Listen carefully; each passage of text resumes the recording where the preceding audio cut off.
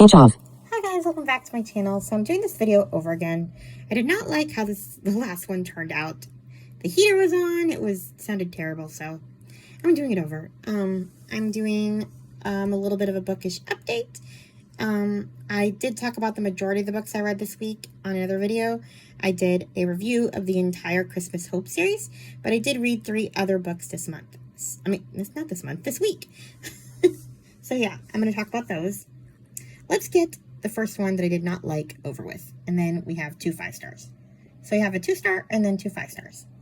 So the 2-star is A Cliche Christmas by Nicole Dees.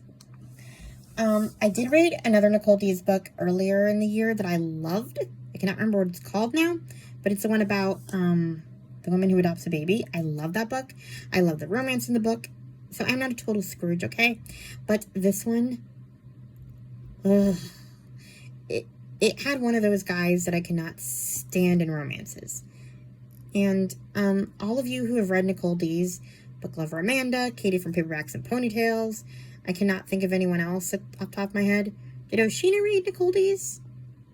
I honestly cannot think of anyone else. But I think Bailey from Bailey's Bookshelf read them.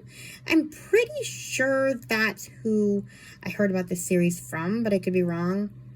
Or is it Lou from Christian Faith and Fiction? I can't remember. Whatever. But I'll tell you why I didn't like the book. First of all, okay, so the whole premise of the book is that,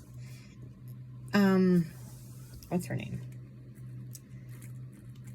Georgia Cole, that's the author's name. I mean, the main character's name. She writes, like, Hollywood screenplays, and she is known as the Holiday Goddess, because she writes, like, all of these holiday, like, Hallmark movie type things. And so her grandma volunteers her to help with this, like, this nativity play, to raise money for this little girl with cancer that she knows.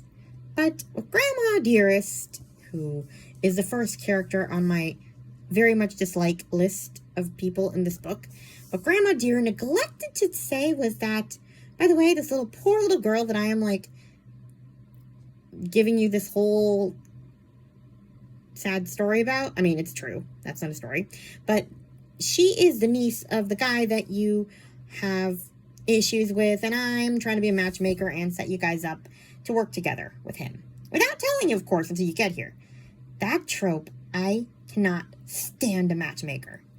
I royally cannot stand a matchmaker. Matchmaking child, matchmaking adult, but especially a matchmaking grandma. No.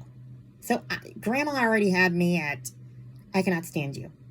But then we have to meet Weston. Oh, I cannot stand him either. Probably more than Grandma. I like Georgia, though. And I like the kids, and I like the little girl with cancer. She's adorable. Sweetness itself. I mean, they're the only things that redeem this book. But Weston made it a miserable reading experience for me. Because he is one of those guys who, like, tell you how handsome he is, or how great he is. You know you want to spend time with me. That kind of guy. I cannot stand that kind of guy. Who's full of himself, and who knows it, and doesn't care. And also, like, ugh. He just, like, I do not care that he is, like, the best uncle in the world. He can raise thousands of dollars for children with cancer, and he would still be stuck up to me. So, no. He will not dissuade me from disliking him just because he's good with his niece. Nope. Not at all. The other thing I did not like that he did was, like, he pretty much pinned this girl down to talk to him about their issues. Like, he pretty much, like, held her captive with his body to prevent her from, like, leaving the area when she was going to run away. It's like, harassment much? I mean, I understand they did have to talk, and they did have a real misunderstanding, but that's not the point. If I want to go, you let me go. You don't, like, trap me with your arms and hold me hostage so I have to talk to you, and you tell me that I have to talk to you. That would result in things I can't say on this channel happening to you. But yeah. Like, just, no, personal space. Like, it just, made me very, very mad. And, like, the Christmassy, just the whole thing of it, he just ruined the story for me. So my question is, should I continue the series? Is every guy in the series like him? Or will I like the next 2 books? Because the next book actually sounds interesting. It's about his sister. And kind of, like, I mean, in the first book we see her, like, single mom to this little girl with cancer. But by the next one, I guess she's in remission. And, yeah, she, is kind of going through the trauma of that, like, of having a sick kid, and I guess she meets a guy. She'd been single for years because her daughter's father, like, passed away before she was born or something. Already forgot how he passed away. I guess we'll find out in this book, but yeah, her story sounded interesting, and I had kind of known that I wouldn't like this first book just by the description, but I thought I had to read it to get to the next one, and I think I kind of did, but I didn't quite realize just how much I would dislike this book. I thought it would just be annoying and cheesy. I did not realize how much I would deeply dislike most of the characters in this book. Like, that was unexpected. So yeah, there's that book. The next 2 books are 5 stars. Thank God.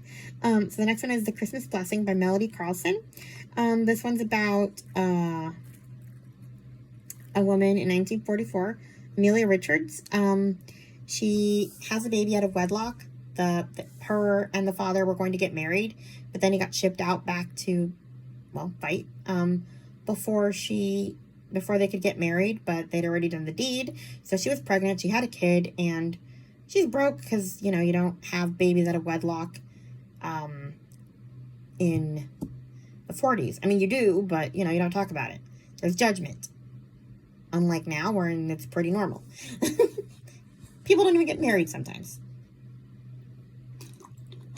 But she finds out that their family is her child's father's family is kind of wealthy, and his mother in particular is pretty judgmental. So she doesn't quite know how to approach them, and so she approaches them in a really unconventional way that I did not expect, and I'll let you find out, but it was really funny. Well, not funny, but, like, wild the way she did it. But it was a really good book. I like the people she kind of ran into, and it was interesting to think about, like, how the times have changed. I mean, like, part of the problem that she faced was that this family believed that this child was their grandchild, because there weren't, like, DNA tests to prove that, you know, he was related to the family. They just had to take her word for it. So, yeah, you know, there was all that whole insanity of it. You know, I mean, even today, if some random woman showed up with your grandchild, you'd want a DNA test, but you couldn't do that back then. So it was an interesting thing to see, like, kind of the way the times have changed. So yeah, I love this book. I've never heard anyone talk about it from the people who've read Melody Carlson books. I think this one's older, so yeah, it was a good one. And the last book I read was The Madness of Crowds. This is Armand Gamash's 3 Pines book, number 17 by Louise Penny.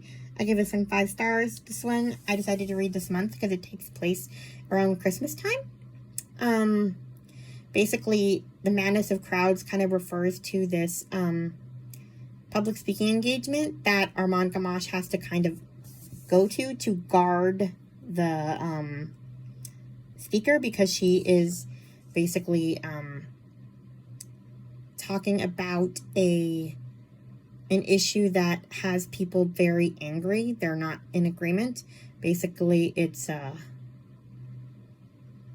whether we should allow babies with disabilities, like, if you know they have disabilities, to be born, whether they should be forced to terminate, and it's pretty bad, her rhetoric. So naturally, he is, as a cop, forced to protect her from the angry mobs of people that want to essentially kill her for her views. And he also has a family member with Down syndrome, so he has to, like, put that aside and be a cop and protect this woman. So a lot of it is his struggle with that, and also kind of the results of this rally, and there's a murder in this book too. It's not her, but yeah. And also we kind of learn about this woman's life and why she believes what she does. So it's a really interesting read. I mean, it's horrifying at the same time, because, I mean, I'm disabled and we're talking about eugenics. That's the word. I don't know why I wanted to call it genocide. I was trying to think of the right word. But this book is completely about eugenics. Because it's not just, like, babies that she's after. She's after, like, her basic agenda is that post-COVID, like, we would have more resources to go around if we got rid of the older people too. Like, you know, the people that can't be of use to society. So, like, we play God. So it's totally eugenics. And like I said, people don't like that. Rightfully so. And, you know, Armand Gamache has to kind of wrestle with, I mean, himself being against this, as well as his, you know, he has a family member with Down syndrome, so there's also that to factor in. There's something personal, but he also has to be a cop and make sure that nobody does kill this woman, even though part of him probably wants him to kill this woman, because then this would go away. So it's like, it's an interesting read because he's like wrestling with his conscience so much. So yeah, it was one of those books that talks about really deep-seated issues, and I gave it 5 stars. I'm currently reading the last book, so I can complete the series this year. I'm probably going to start it all over again next year, only because Meredith from the Currently Reading podcast, she's doing like this A Journey into Three Pines podcast. She does an episode every 2 months on the Currently Reading podcast.